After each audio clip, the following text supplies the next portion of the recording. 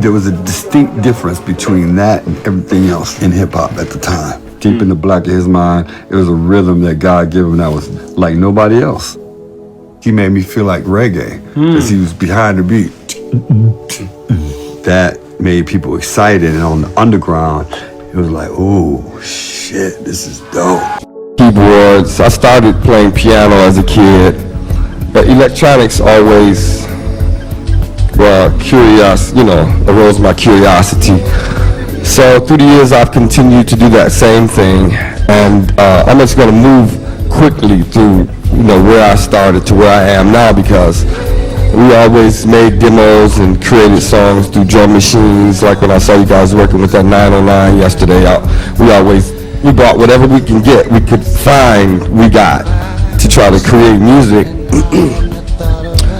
And just throughout the past 5 years, after years of touring, I decided to create some music myself and started sending music to a label in Europe, and the conversation came up about the possibility for creating dance music, and I thought, okay, I could do that.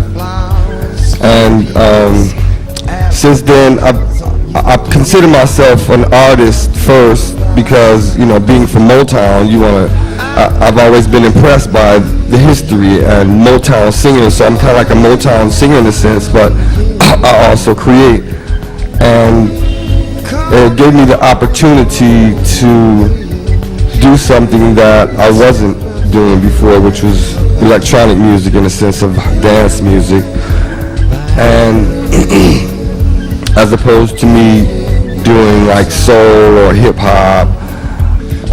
Most of my friends, they really didn't like dance music because they see it as some kind of a gay house music entity for whatever reason, they're looking through some one-dimensional kind of sitting in a matrix in a sense, because they don't see the world, they just see the neighborhood and what they hear and what they know. So I had to kind of kick them out of my past thinking to get involved in new music in a way that I have now. And I'm still searching, and I'm still looking, and I still look to learn and grow more and do more with electronic music and with what I do as a singer. So I've been collaborating with as many people as I can who makes different kind of electronic music. I'm always listening to whatever I can. Just that I'm not a young kid just starting doing this, so most people are stuck in what they do who I've grown up with. They want to hear some smooth jazz and really cool music. Anything outside of that is kind of like, that's weird to me, man. I'm not trying to hear that. I'm going past that. Let's talk a little bit about the traditional side. Like, what I mean by traditional side is like Parliament Funkadelic. Now in Detroit, that's like indigenous music. Yeah, when I first heard that, I was excited because I had been involved in doo-wop, and I didn't like that before, because before that, I was listening to Janis Joplin and Hendrix and all kind of other, the Beatles, rock and roll, Motown. So Parliament Funkadelic kind of stuck in the back of my mind. I had just started playing little keyboards, and I think that we have to keep our vision as far as who and where we want to be in our future. We have to stand in the now and see ourselves in the future as who we want to be in our lives. We have to say it to become it, and that's how that happened for Actualization. me. And beyond that, you have to say, I am that, and it's going to happen, because whatever you say is what is. So at that time, I said that one day I would play in that band, and that's the way that came about. I started meeting people who were involved. I made a demo. I was always making demo tapes. I got a box of tapes this big with CDs in them from 4-track. I went from 4-track to 8-track, from 8-track to 16. I was always making demo tapes. So when George heard that demo tape, he called me to the studio and asked me if I wanted to get involved, start going to the studio, and started touring. So that's how that came about. What era were you involved with Parliament? That was 1984.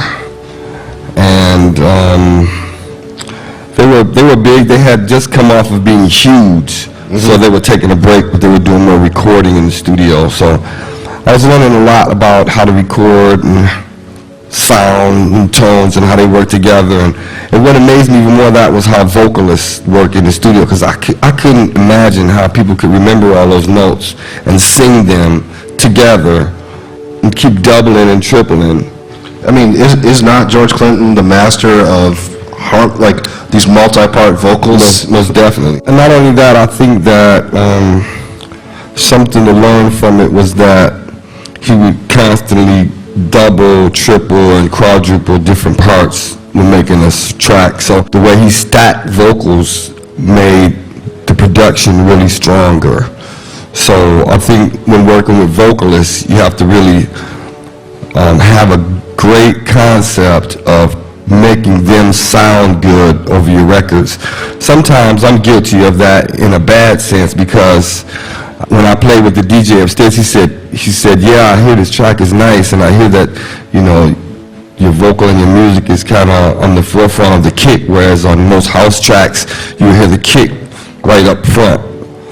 So I'm not a DJ, so maybe I missed that in some ways. It's something for me to learn, and that's why I have a different respect for DJs in that sense, because a lot of musicians are either intimidated or they just don't like y'all, because here you are playing their music, and they've been studying all this time, and they don't get a chance to have the kind of a dance medium that you have. But maybe they're missing that you also are the people who we need to interact to create the kind of medium that we need to get our records played, and to know how to create the right tonalities to make people dance.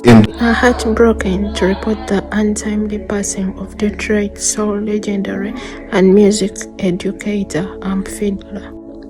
For over the past years, Fiddler has been so influential in lives of different people with his advice, music contribution, and a lot more.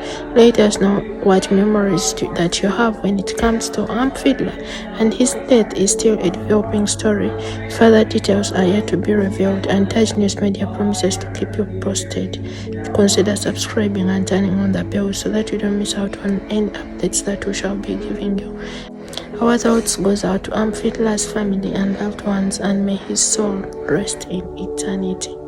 There was a distinct difference between that and everything else in hip-hop at the time. Deep in the black of his mind, it was a rhythm that God gave him that was like nobody else.